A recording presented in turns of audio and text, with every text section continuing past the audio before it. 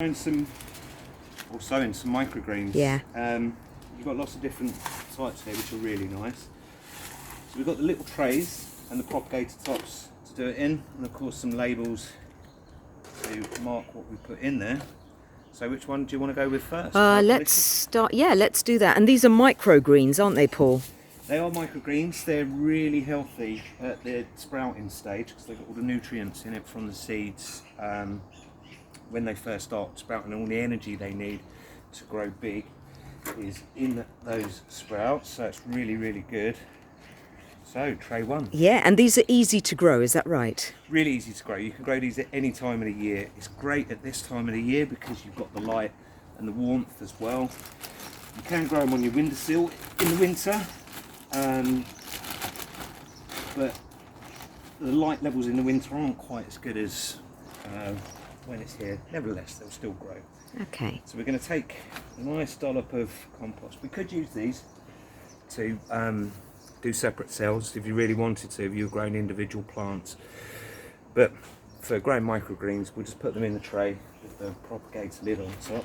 So we'll give it a nice bit of just general purpose compost. We'll take some of the bigger bits out of there to give the seed a chance.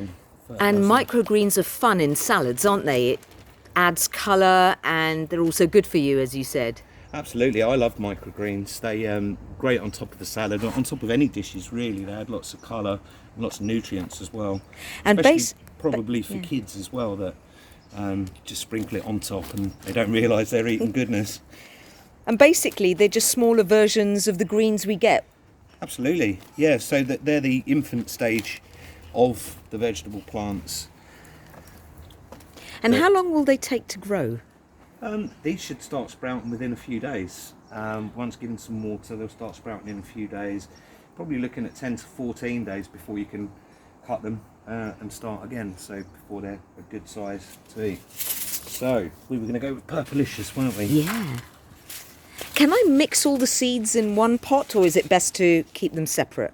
Absolutely, you can mix them all if you want to mix as well. So all vegetables, you can use all vegetable seeds really, just as microgreens and sprouting seeds. It'll all work.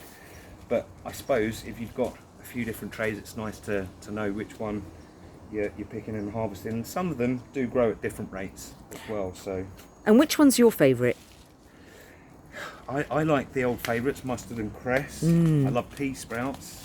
Pea sprouts are delicious, and you can of course take pea sprouts from grown pea plants as well. So not many people know that if you've got established pea plants, the new shoots that they create.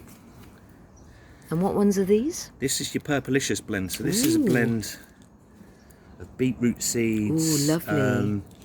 And purple kale and stuff like that. So what I'm going to do is just mix them around a little bit in there and sprinkle a fine bit of compost on top of that. And what you want to do is actually sow it quite heavily for the sprouting seeds, because it doesn't matter about spacing because you're going to cut them when they're young. So we'll put a few more in there, and hopefully in about 10 to 14 days you'll be able to show the results. Just tap it level. And you can use mushroom cartons that you get in supermarkets, couldn't you? You can use anything. I've used meat trays before.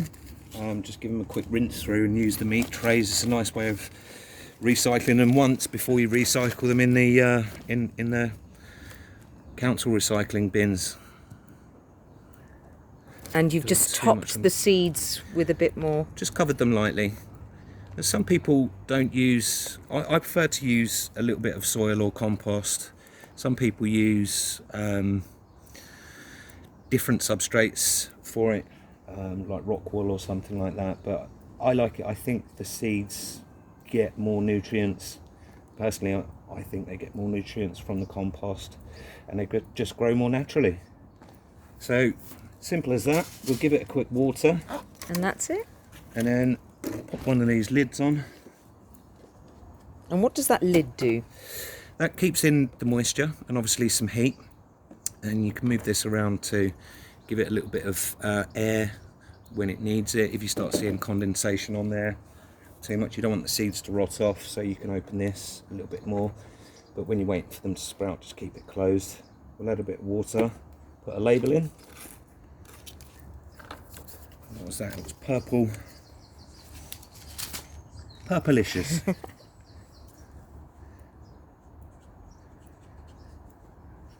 Hopefully, I've had to do it. There's 2 words. Yeah, But hopefully you'll be able perfect. to understand that. That's great, Paul. Thank you. You're welcome.